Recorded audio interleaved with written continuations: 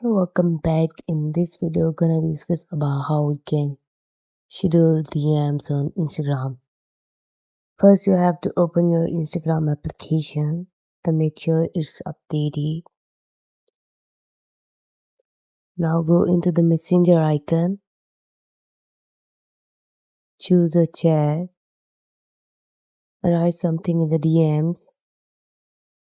And now what the trick is, you have to press the sending icon for almost 1 second.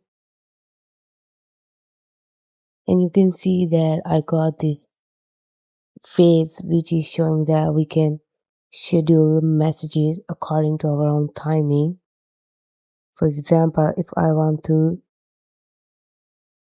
send this my text to like 10 p.m., I will put this right here and then send tomorrow. Click on this. In this way, this message will send to the second person on the fixed timing. I hope this tutorial is very helpful. Do like, share and subscribe the channel. Thank you very much.